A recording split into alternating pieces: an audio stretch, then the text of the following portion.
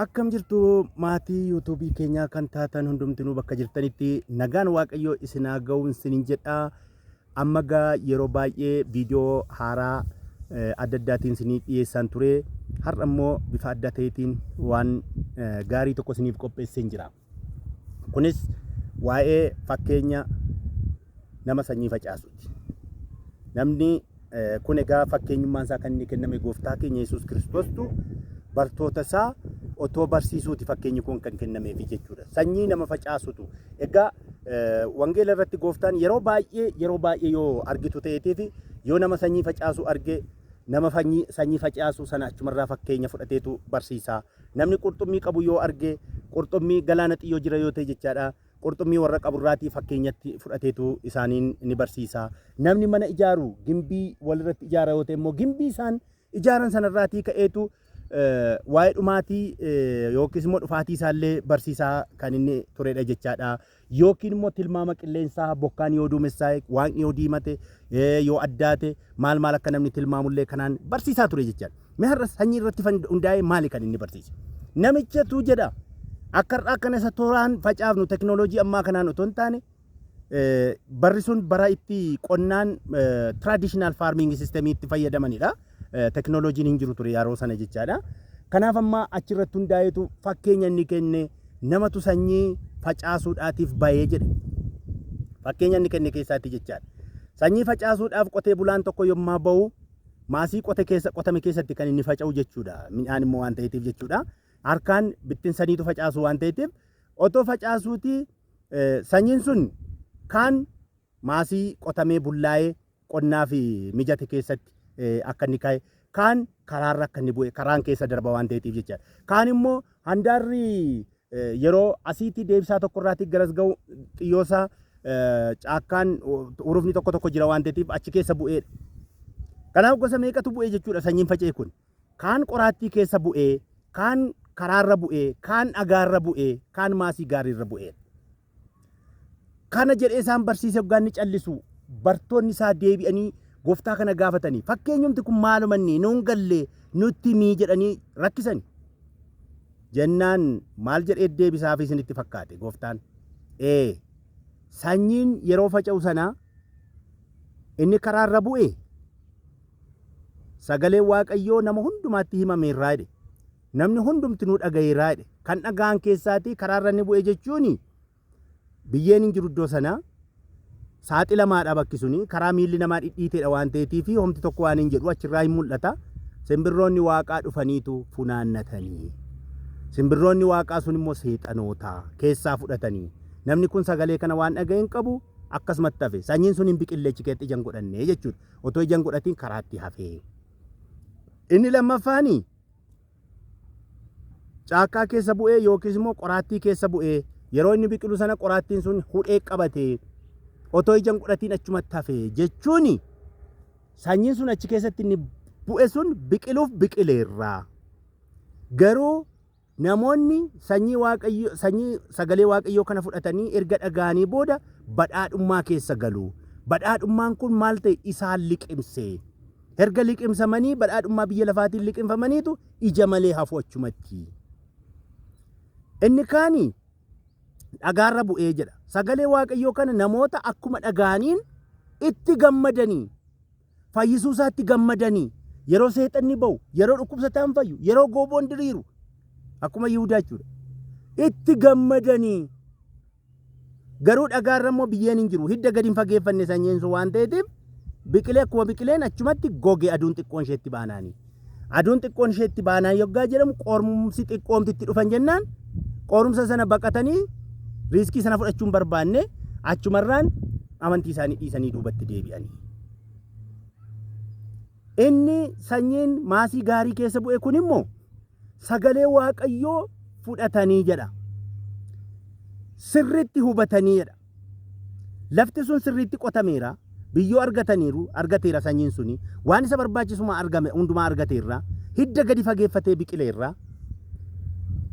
Achiiti gaafa guddatu harka 60, 30, harka 100 ta'eetu ijjisaa argame. Isaan kun immoo warra dubbii waaqayyoo gadi fageenyaan fudhatanii hanga dhumaatti aarsaa kaffaluuf kan of qopheessan biyyi lafaa kun anaaf homaa mitii jedhanii warra taa'an ta'eetu isaanitti fakkeeffama jedheetu dubbate. Kanaaf yaa obboloota koo sanyiin narratti faca'ee sun ani maasii isa kamidha laata? Maasichi eenyutti fakkeeffama? Unutti fakkeeffama. Sanyichi eenyutti fakkeeffama? Dubbii Waaqayyootti fakkeeffama. Dubbii Waaqayyoo natti faca'ee na keessatti biqilee ija godhatee argamee jiraa'u. Akka dubbicha otuma deemuu harbuu karaa irratti argee ijarraa argadhata innaa jedhee harbuu sanatti gaafa goru harbuun sun homaa ija hin qabu. Irraa baala qofaa waan argeef lammata ijjisitti ta'iin jedheetu abaaree deebi'ee jedha. Harbuu baala tuulee jiru sana moo akkami laata nuti? Sanyiin Waaqayyoo nurratti faca'ee ija godhachaa jira moo? Simbirrootatu dhufee nurratti isa bu'ee sana nu keessaa bu'achaa jira moo? Qoraattii keessa ta'eetu qoraattii keessa dhaabbannee jirraa nuti badhaadhummaa biyya lafaatiin abdiin keenya, amantaan keenya, humni keenya, waan hundumti keenya qabeenya keenya jenneetu jirraa. Qabeenyi keenya nurraa fudhataman boru. Obboloota koo homaaf inneen dhumneef biyya lafaatti nuti. Namni ofumaa dhiphataam lafarratti. Homaa waa'ee tokko buusuu kan hin dandeenyeef namni lafarratti of dhuphisaa oola. Qullaa keenya dhufne achii gadi jedha. Qullaa keenyas deebina gaafa deebinus. Waan fudhannee deebinu tokko illee hin qabnu. Qabeenya dhaaluun hin danda'amu. Beekumsa keenya fudhannee deemuu hin dandeenyu. Beekumsi keenyas asumatti hafa. Qabeenyi keenyas asumatti hafa. Bareenni keenyas asumatti hafa. Manni keenyas asumatti hafa. Kan harkin ijaariin, kan ijjiin argiin, kan Waaqayyo nuuf qopheesse, hambara baraan irra jiraannu ganaa arganna waan ta'eef maaliif dhiphanna? Qoraattichaan liqinfamne irra ta'e qoraatticha of keessaa buqqisnee gatuudha qabna. Eessa akka jirru akkuma sagalee Waaqayyoo keessatti dhaabbadheen jira kan jedhu of haa qoruu akkuma jedhe of qoruu qabna. Of ilaaluu qabna. Eessan jira? Ani eessa dhaabbadheen jira? Sagalichi na keessatti biqilee jira? Ija godhataa? Liqinfamee jira? Of ilaaluu qabna. Gaafa har'a yoo of hin qorru taane eessa akka jirru of qorree of hin ilaallu yoo taane guyyaa itti dhiphannu qabna. Of qoruufillee guyyaatti yeroo dhabnu qabna yaa obboloota. Kanaafuu sanyiin sun nurratti biqilee ija akka godhatuuf Waaqayyoon kadhachuu qabna. Biyya kamuu kan jiraannu, biyya Arabaa keessas kan jirtan, Ameerikaa keessas kan jirtan, Jarman keessas kan jirtan, afaan Oromootiin warri wangeelli isinitti dubbatamaa jiru kun warri dhaga'uu dandeessan kun har'a dhugaa isinittan hima. Sanyiin isinirratti faca'aa jiru kun nurratti faca'aa jiru kun eessa jira laata? Karaarra bu'ee jira moo? Qoraattii keessa bu'ee jira moo? Dhagaarra bu'ee jira moo? Maasii gaarii keessa bu'ee jira. Qotee bulaan siriittuu lafasaa kan inni sanyii kan inni manaa gadi baasee facaasu akka biqiluuf karaatti akka hafuuf miti. Simbirroon akka funaantuuf miti. Maasii qotame keessatti bu'ee ija akka godhatuufidha kan inni manaa baasee qotee bulaan facaasu. Waaqayyo sagaleesaa kan nurratti dhangalaasu, nurratti kan inni dubbatu ittiin akka fayyinuufi. Sababni inni guddaan Kiristoos kan biyya lafaatti dhufee nuuf du'e akka fayyinuufi, akka bannuuf miti. Wangeela Yohaannis boqonnaa 3:16 eenyumti keenya yoo dubbifanne Waaqayyo akkana biyya lafaa jaallateera'oo tokkicha ilma isaa amma kennutti isatti kan amanu hundinuu akka hin banneef jireenya bara baraa akka qabaatuuf malee jedha. Tokkicha ilma isaa kana Kiristoosiin gara keenyatti kan inni erge. Kiristoos kuni akka inni fannifame isaan akka fayyinuufidha. Sabni Israa'el gammoojjii keessa yeroo inni deemu Waaqayyo yeroo sana kan inni dubbate Kiristoos nuuf fannifamuu akka inni qabu. Bofa bifa bofaatti sibiila fannifameeru kana namni gara isaa ilaale bofti yoo iddallee hin du'uudha.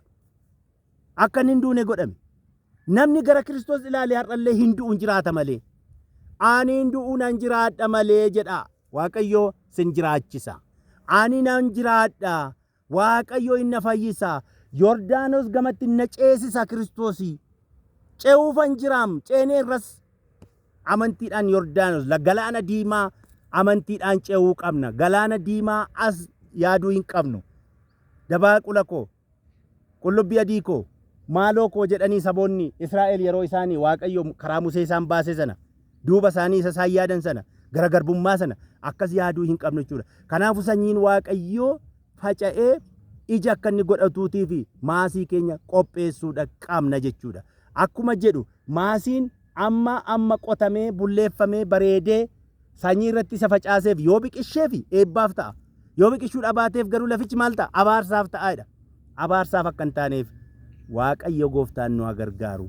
Yaa obboloota koo egaa warri haaraadhuma gara viidiyoo kanaatti dhuftan ammallee irra deebi'ee maqaa gooftaatiin an isinin gaafadhu subscribe gootanii guyyaa guyyaatti ergaa isiniif darbu akka argattaniitii fi gahee keessan akka baatanii warri immoo maatii taatanii immoo yuutuubii kanatti hordofaa turtan immoo obboloota keessan warra kanan arganneef sheer gochuudhaan laayik gochuudhaan gahee keessan yoo baatan hanga wangeela lallabdaniitiin iyyuu mataan isaa waan ta'eef kanaafi gara fuulduraatti maatii ta'uun keessan yaada koomentii yoo nu laattanis immoo lafa hanqina keenyaa irraa barannaa gooftaan nu gargaaru.